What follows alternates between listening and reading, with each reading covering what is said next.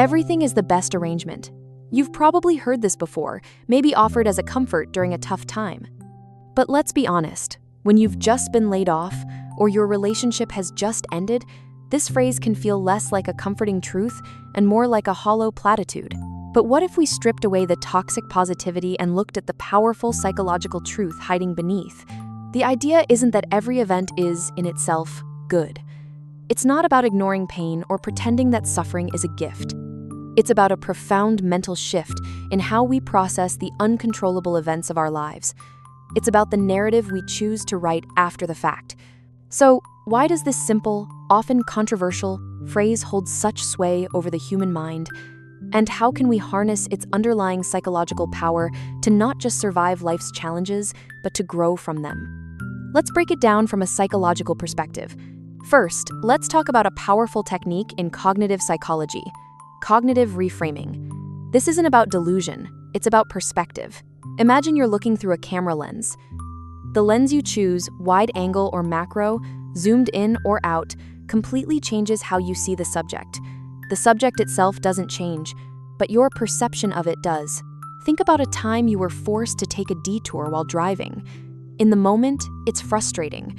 You're annoyed, you're late, you're focused on the inconvenience. That's the zoomed-in macro lens view. But what happens on that detour? Maybe you discover a beautiful park you never knew existed, a shortcut that will save you time in the future, or you hear a song on the radio that completely changes your mood. The bad event, the detour, led to an unexpected positive outcome. This is cognitive reframing in action. It's the conscious effort to find a different way of viewing a situation, person, or relationship. The belief that everything is the best arrangement is, at its core, an exercise in cognitive reframing. It's a mental tool that prompts us to actively search for the unexpected benefits or lessons in a seemingly negative event. We can consciously shift our mindset from, "This is a disaster," to, "What can I learn from this?" Or, "What opportunities might this create?" It's not about denying the negative, but about refusing to let the negative be the only story. Second, our brains are hardwired to make sense of the world. We are storytellers by nature. When something unexpected or traumatic happens, it can shatter our sense of order and leave us feeling lost and confused. This is what psychologists call a disruption in our global meaning system. The phrase, "everything happens for a reason," can act as a powerful coping mechanism because it helps us create a coherent narrative out of chaos. It allows us to integrate the traumatic or negative event into our life story in a way that makes sense. Consider someone who loses their job. Initially, this event is a profound disruption. Their identity, their financial security, their daily routine, all of it is thrown into question. They might feel like a victim of circumstance, adrift in a sea of uncertainty. But if they begin to operate from a belief that this is somehow the best arrangement, they might start to construct a new narrative. Maybe the job was unfulfilling, and this is the push they needed to pursue a long-held passion. Perhaps the stressful work environment was taking a toll on their health, and this is an opportunity to prioritize their well-being. This process is known as meaning-making. This isn't to say the job loss wasn't painful or difficult. It absolutely was. But by finding meaning, they transform from a passive victim to an active participant in their own life story. They are no longer defined by the event, but by their response to it. You can't control the events of your life, but you can control the meaning you assign to them. Third, and perhaps most profoundly, this mindset can be a catalyst for what psychologists call post-traumatic growth, PTG. This is a concept developed by psychologists Richard Tedeschi and Lawrence Calhoun, which shows that after a crisis, people often experience positive psychological changes. This isn't the same as resilience, which is about bouncing back. Post-traumatic growth is about bouncing forward. Think of a forest after a wildfire. The immediate aftermath is devastation and loss. But over time, the fire clears away the underbrush, allowing new, stronger trees to grow. The landscape is forever changed, but it can emerge with a new kind of vitality. Similarly, trauma can shake our core beliefs about ourselves and the world.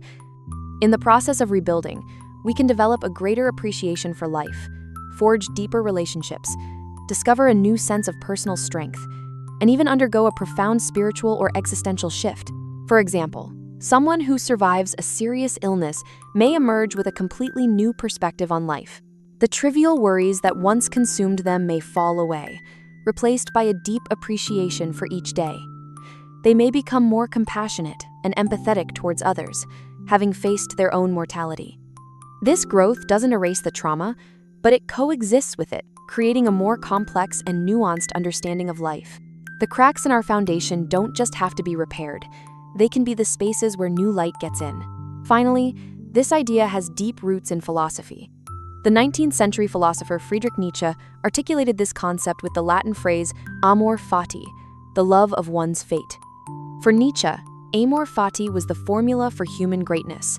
It means not just to bear what is necessary, but to love it, to want nothing to be different, not forward, not backward, not in all eternity.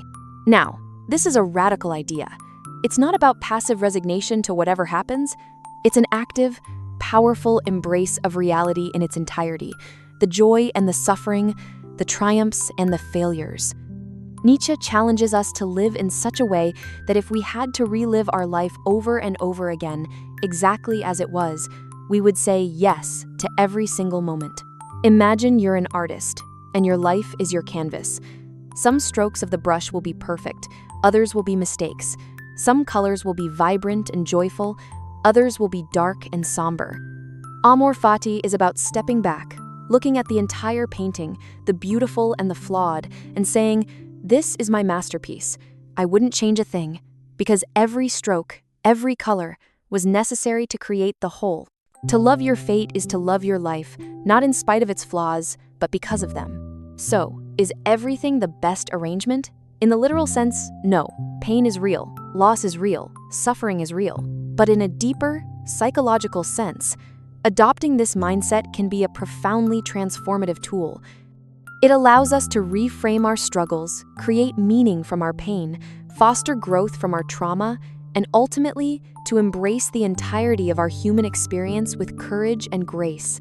It's about shifting our focus from what we can't control, the events that happen to us, to what we can control, our perspective, our narrative, and the person we choose to become as a result.